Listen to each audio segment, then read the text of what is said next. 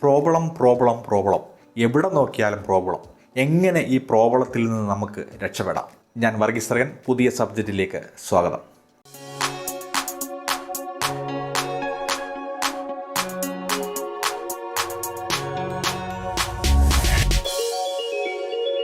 ഈ ലോകത്ത് എവിടെ നോക്കിയാലും പ്രോബ്ലമേ ഉള്ളൂ. പേഴ്സണൽ ലൈഫിൽ പ്രോബ്ലം, ഫിനാൻഷ്യൽ ലൈഫിൽ പ്രോബ്ലം, കരിയർ ലൈഫിൽ പ്രോബ്ലം, ഫാമിലി ലൈഫിൽ പ്രോബ്ലം. എവിടെ നോക്കിയാലും പ്രോബ്ലം. നമ്മൾ എന്തുകൊണ്ടാണ് പ്രോബ്ലത്തിൽ നിന്ന് രക്ഷപ്പെടാൻ കഴിയാതെ പോകുന്നത്? അതിന് ഒരേ ഒരു റീസണേ ഉള്ളൂ. നമ്മൾ പ്രോബ്ലത്തിലാണ് എങ്കിൽ നമ്മൾ കയത്തിലകപ്പെട്ട ഒരവസ്ഥയാണ്. നിങ്ങളുടെ അടുത്ത് ആറോ തോടോ ഒക്കെ ഉണ്ടെങ്കിൽ നിങ്ങൾ കൃത്യമായി അറിയാൻ പറ്റും.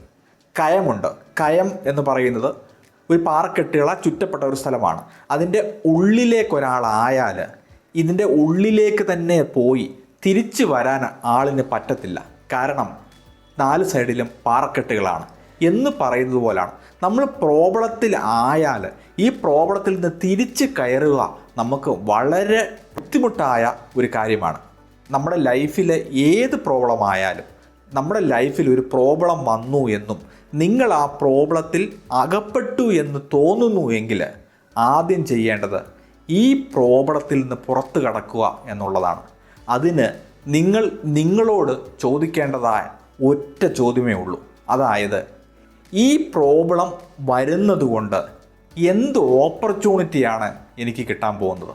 അതുവരെ നിങ്ങൾ ആ പ്രോബ്ലത്തെ, നിങ്ങളുടെ സമയത്തെ അല്ലെങ്കിൽ നിങ്ങളുടെ സ്റ്റാറ്റസിനെ ശപിക്കുന്ന നിങ്ങൾ കണ്ടിന്യൂസ് ഈ ചോദ്യം ചോദിക്കുമ്പോൾ നിങ്ങളുടെ വൊക്കാബുലറി മാറുകയും നിങ്ങളുടെ തിങ്കിങ് പാറ്റേൺ മാറുകയും നിങ്ങൾ കണ്ടിന്യൂസ് ഈ ചോദ്യം ചോദിക്കുമ്പോൾ നിങ്ങളുടെ മുന്നിൽ ഒരു ഓപ്പർച്യൂണിറ്റി ഐഡൻറ്റിഫൈ ചെയ്യുകയും ചെയ്യും.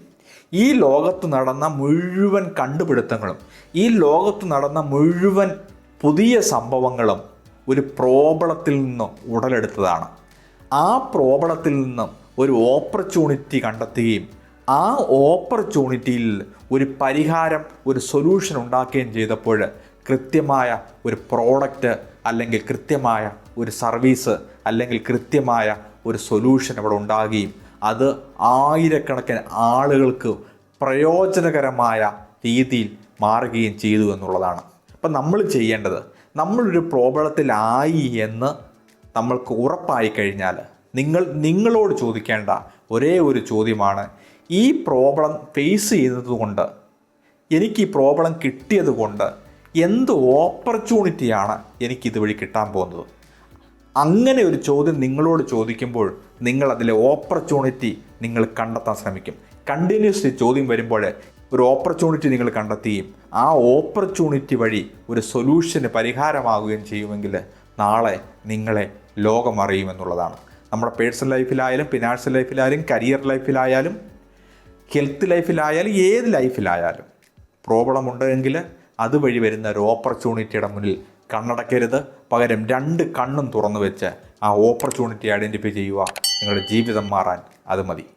നിങ്ങൾ യൂട്യൂബിലാണ് കാണുന്നതെങ്കിൽ ചാനൽ സബ്സ്ക്രൈബ് ചെയ്യാനും ലൈക്ക് ചെയ്യാനും മറക്കരുത്. നിങ്ങൾ ഫേസ്ബുക്കിലോ ഇൻസ്റ്റാഗ്രാമിലോ ആണ് കാണുന്നതെങ്കിൽ പേജ് ലൈക്ക് ചെയ്യാനും ഷെയർ ചെയ്യാനും മറക്കരുത്. മറ്റൊരു വിഷയമായി നമുക്ക് വീണ്ടും കാണാം. Thank you.